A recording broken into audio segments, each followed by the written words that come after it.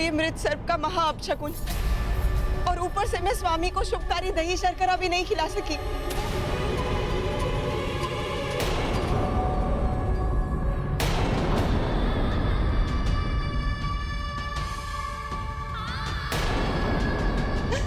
इतनी बड़ी भूल कैसे हो गई मुझसे? अपने धर्म से कैसे चूक गई मैं?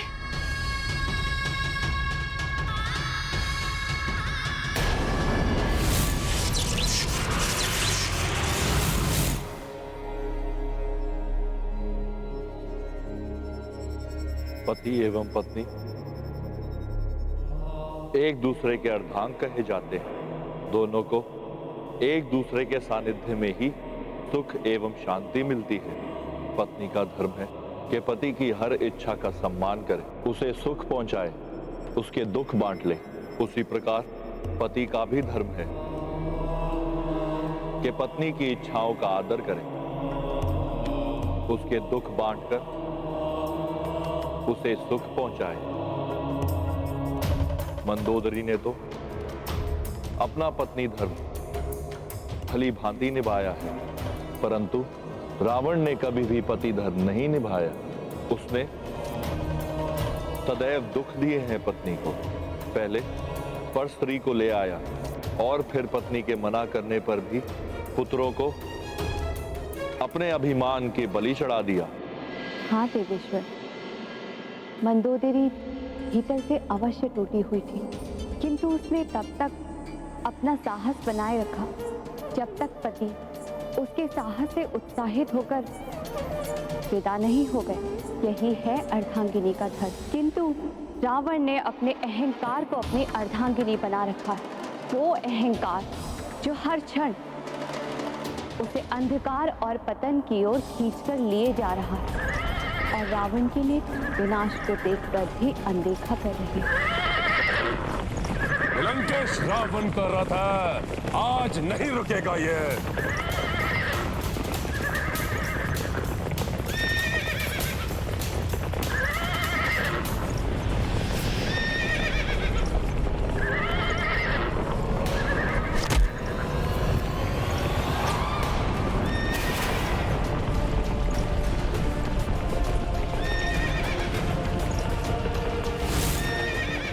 एक वृद्ध को देखकर भी तुमने अपने रथ की गति कम नहीं की दुष्ट। इस वृद्ध की हाय लगेगी तुम्हें। आज के बाद तो इस रथ पर चढ़ने के योग्य ही नहीं बचेगा, नहीं बचेगा।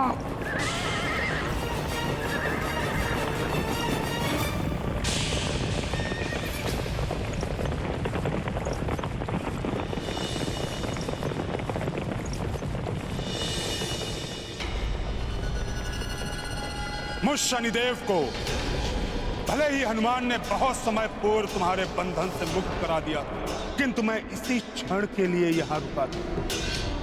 मुझे ज्ञात था कि अहंकार के मद में चूर तुम्हें वृद्ध के प्राणों की चिंता नहीं की, और तुमने ऐसा ही किया। तुम्हारे इस कृत्य के कारण तुम्हारे पाप का घड़ा भर चुका है। अब ये घड़ा फूटेगा, अवश्य फूटेगा। प्रभु श्री रामचंद्र के हाथों, चंद्र के हाथों, चंद्र के हाथों, चंद्र के हाथों।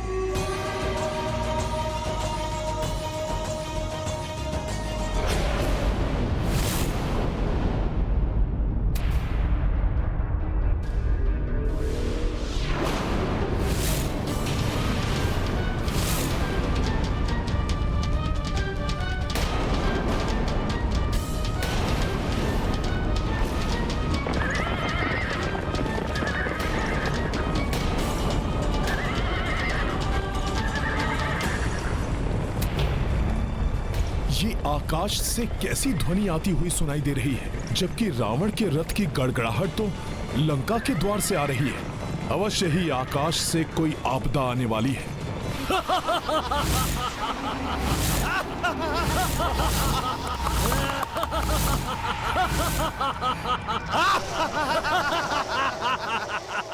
क्यों भ्राता? हाँ भ्राता, भ्राता विंधुनमाली, अब समय आ गया है। हाँ भ्राता उग्र दृष्टम, तुम्हारी दृष्टि की उग्रता दिखाने का समय आ गया है। अब तक तो हम इस युद्ध से विलग रहे, किंतु अब लंकेश एकाकी पड़ गए हैं। क्योंकि धरती पर अब कोई भी असुर लंकेश की सहायता के लिए शेष नहीं बचा। लंकेश ने हमें आकाश का स्वामी बनाया था।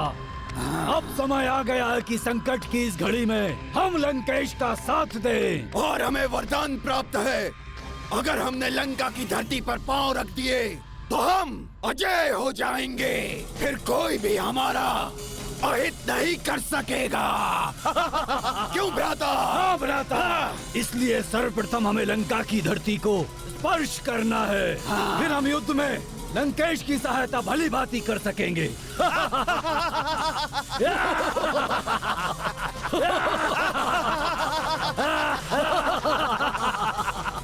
धरती पर उतरो और संहार करो इन वानरों और नर का। ऐसा ही होगा असुरराज। पहले उतरेंगे और फिर संहार करेंगे। संहार करेंगे। उग्रदृष्टम, हमारी सेना को भले ही हमारा मुख्य उद्देश्य ज्ञात नहीं है, किंतु हमें इस बात का स्मरण रखना है, लंकेश की सहायता हम केवल इसलिए कर रहे हैं जिससे हम अनंत काल तक लंकेश के साथ मिलकर लंका पर राज कर सकें। आकाश की ओर से भी सतर्क रहना होगा मुझे।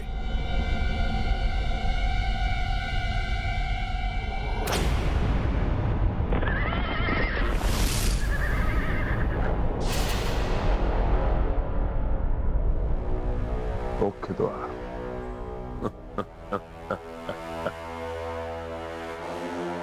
पंचम द्वार की ओर से जाऊंगा। अब ये लंका का मुख्य द्वार तभी खुलेगा जब लंकेश रावण अपने इस युद्ध में विजयी होकर लौटेगा। आज अपने मायावी पंचम द्वार से प्रवेश करेगा रणभूमि में ये रावण।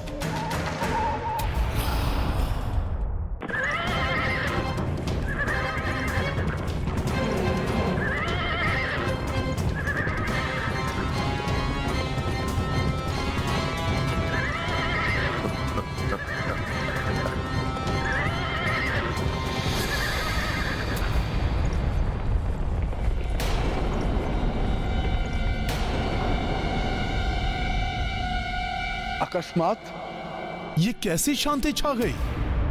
रथ की गड़गड़ाहट रुक गई। भयभीत होके लौटने वाला नहीं है वो राक्षस।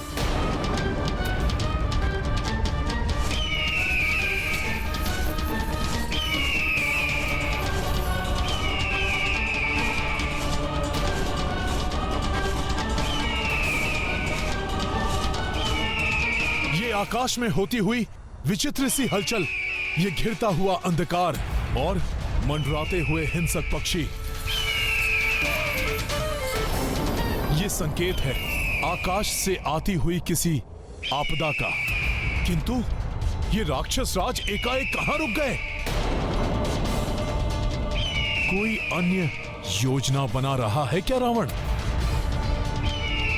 कहीं ये दुष्ट आकाश से आक्रमण तो नहीं करने वाला?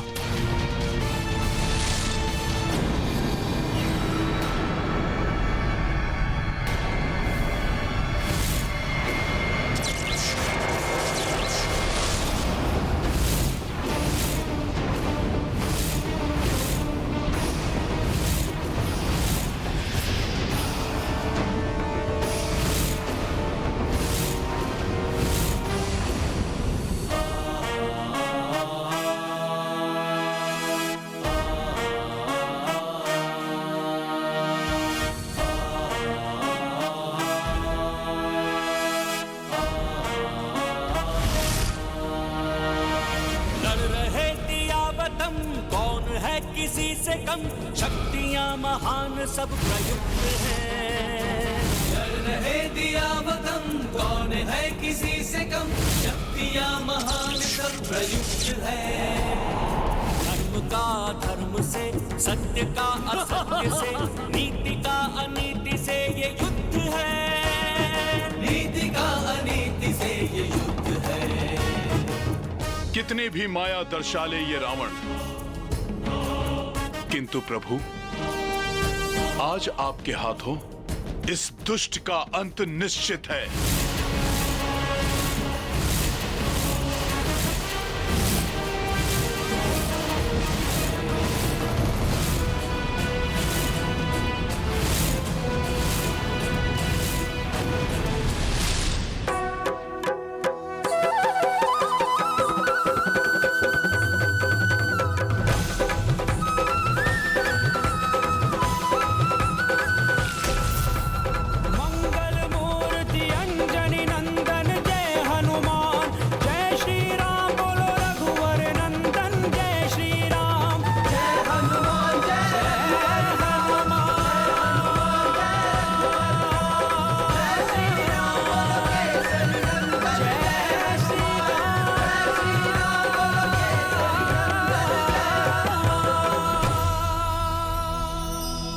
प्रभु श्री राम जय हनुमान, प्रभु श्री राम जय हनुमान। देखा, ये है भ्राता दशानन की माया। एक रावण, वो भी 10 रूप में।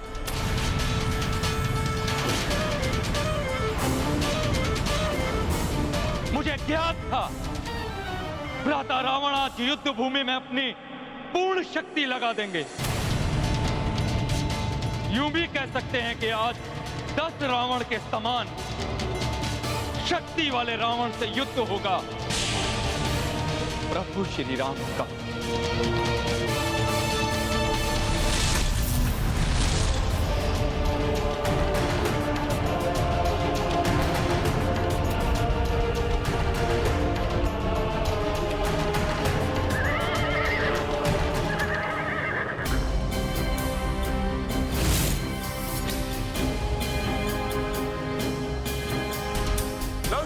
रावण प्रस्तुत है तुम्हारे सामने वनवासी।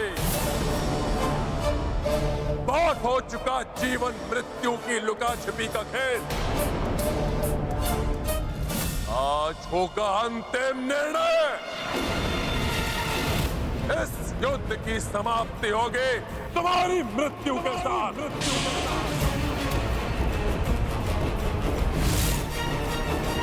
रावण, अवश्य ही ये युद्ध आज समाप्त होगा। निर्णायक युद्ध होने वाला है आज, और निर्णय होगा धर्म की विजय का। मिटोगे तुम और तुम्हारा अधर्म का साम्राज्य।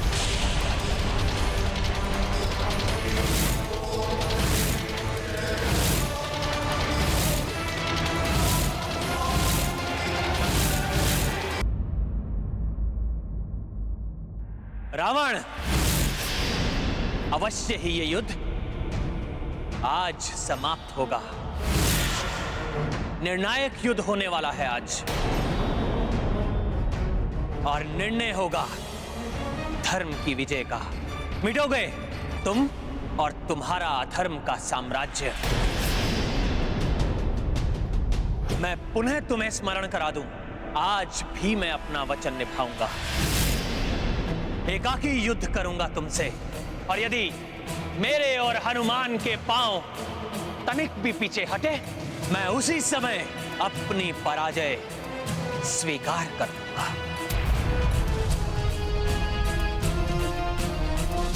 तुम्हारे वानर के पग पीछे हटे या ना हटे वनवासी, परंतु रावण के रूप में तुम्हारी मृत्यु के पग अवश्य तुम्हारी ओर बढ़ चुके हैं वनवासी।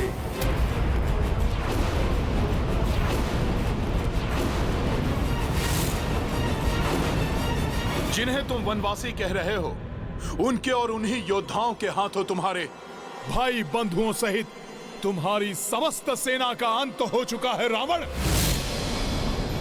तुम्हारे भी अंत का समय आ गया है।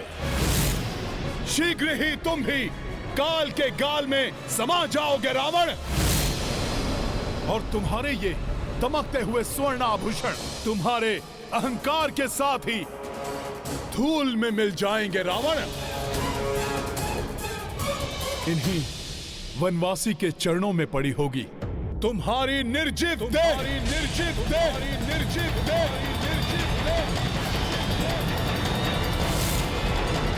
धूल में तो मिलोगे तुम, तुम्हारा ये वनवासी प्रभु और तुम्हारी संपूर्ण वानर सेना।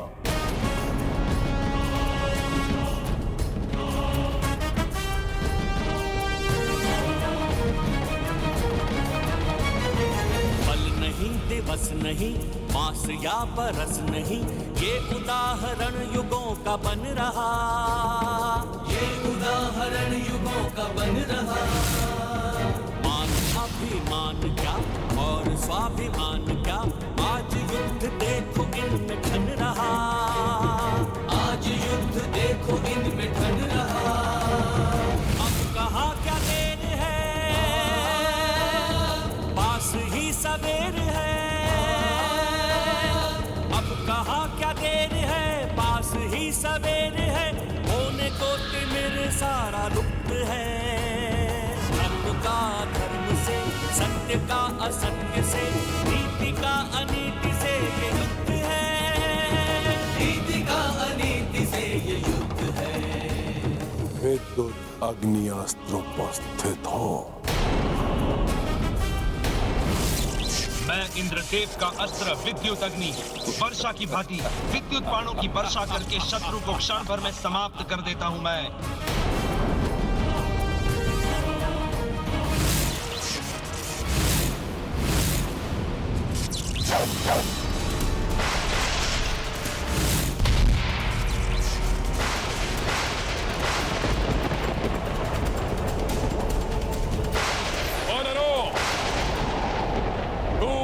मिलने के लिए प्रस्तुत हो जाओ। रावण!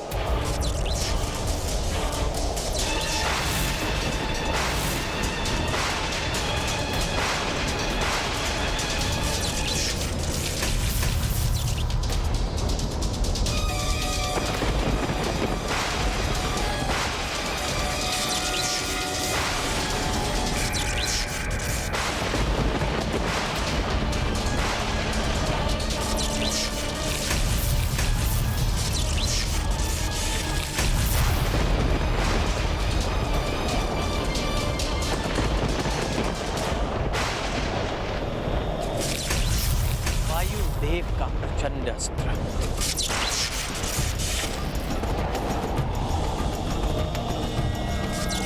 मैं प्रचंड वायु अपने प्रचंड वेग से सब कुछ उड़ाकर नष्ट कर देता हूं।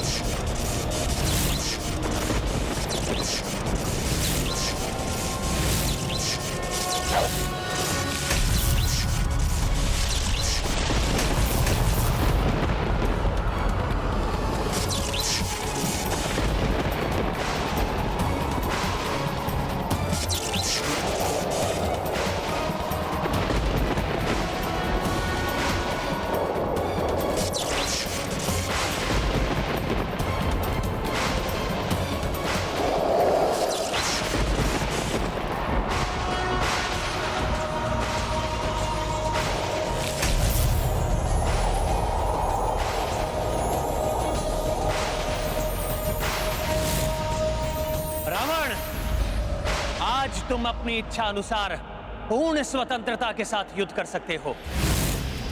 तुम्हें अधर्म युद्ध से रोकने के लिए देवी तारा भी नहीं है तुम्हारे साथ। बहुअस्त्र उपस्थित हो। मैं धन्वंतरी देव की अमृत की शक्ति से निर्मित बहुअस्त्र अपने लक्ष्य को समाप्त कर देता हूँ, किंतु मुझे कोई समाप्त नहीं कर सकता। रावण ने तो अमृत से निर्मित अस्त्र का आवाहन किया है।